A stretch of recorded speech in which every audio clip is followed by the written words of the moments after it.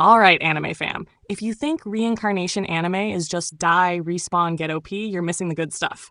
This list isn't about power fantasies, it's about vibes, pain, growth, and god-tier storytelling. Buckle up. Number 6.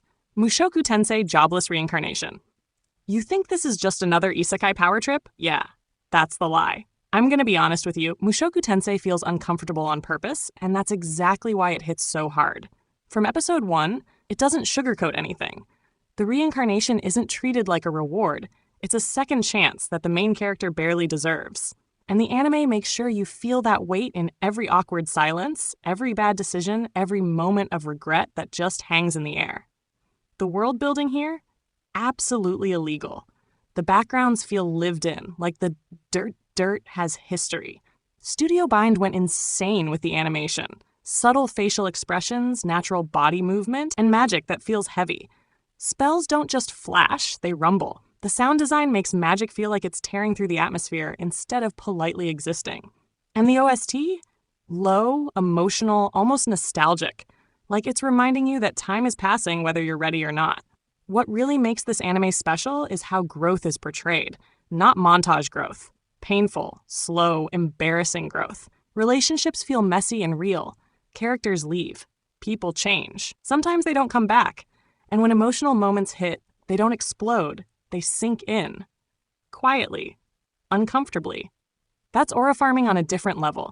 This isn't a feel-good reincarnation story. It's a reflection mirror.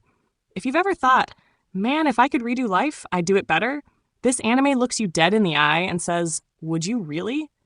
If you want a reincarnation anime that treats growth like a lifelong process, not a cheat code, don't skip this. Number 5. That Time I Got Reincarnated as a Slime. Reincarnated as a slime sounds goofy until you realize this show is low-key god-tier world building. Let's not pretend, this anime has no right being this good. You hear the title and expect meme energy, but slime quickly flips the script. This is less about fighting and more about nation building, diplomacy, and straight-up aura farming. Watching Rimuru walk into a room and casually become the most respected being there? Absolute fire. The animation style is clean and colorful, but what really stands out is clarity. Every spell, every ability is visually readable, which makes large-scale battles and political scenes surprisingly engaging. And the sound design? Rimuru's voice plus the Great Sage's calm, analytical tone creates this weirdly satisfying rhythm, like strategy ASMR for anime fans. What makes this reincarnation special is how it rewards intelligence instead of raw rage. Rimuru wins by understanding people, systems, and consequences. You feel the joy of building something from nothing, watching a monster village evolve into a thriving nation with laws, alliances, and culture. The anime makes logistics exciting, which should be impossible. Yet, here we are. Emotionally, it sneaks up on you. One episode you're laughing, the next you're sitting there like, wait, why am I mad? Losses matter. Bonds feel earned. And when Rimuru finally snaps, the tonal shift is chilling. Calm rage. Controlled destruction. That's when you realize how dangerous kindness can be. If you love reincarnation anime with strategy, leadership, and satisfying long-term payoff, this one is mandatory. Don't watch it half asleep. You'll miss the genius. Number 4. The beginning after the end. This feels familiar until it suddenly feels personal. The beginning after the end is reincarnation done with quiet confidence. No loud gimmicks, no constant flexing, just a steady, controlled descent into a life rebuilt from scratch. What makes this special is how the anime treats maturity. The main character doesn't forget his past life, and that awareness changes everything, from how he speaks to how he observes people around him. The atmosphere is calm but heavy. The art direction leans into warm fantasy tones, soft lighting, clean environments, but there's always this underlying tension, like something bad is waiting just outside the frame. The OST stays restrained, letting silence do the talking, which makes emotional beats land harder when the music finally swells. Character dynamics carry this show. Watching the main character interact with his parents is low-key devastating. You see the contrast between who he was and who he's becoming. It's not about power, it's about responsibility. About not repeating mistakes. And the anime constantly reminds you that intelligence without empathy can still ruin lives. When action scenes hit, they're sharp and purposeful. No wasted motion. Magic feels structured, almost scientific, which makes progression satisfying. You feel every step forward, every limitation, every risk. If you want a reincarnation anime that feels thoughtful, grounded, and emotionally mature, this is your jam. Slow burn lovers, this will absolutely ruin you. Number 3, Ascendance of a Bookworm. This anime looks cute until it emotionally jump scares you. Do not let the art style fool you. Ascendance of a Bookworm is one of the most quietly intense reincarnation anime out there. Instead of power, the main character is reborn with one obsession: books. And in a world where knowledge is rare, that obsession becomes revolutionary.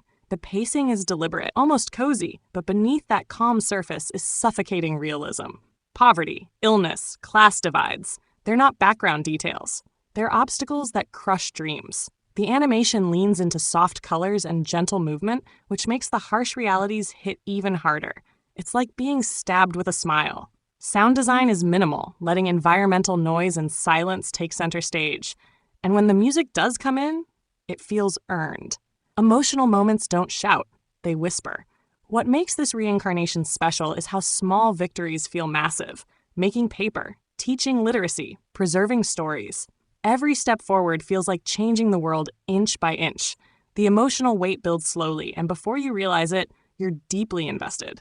If you love slow burn storytelling, emotional realism, and anime that respects intelligence, this is criminally underrated. Do not skip it. Number 2, The Far Away Paladin. This isn't about getting stronger, it's about becoming worthy.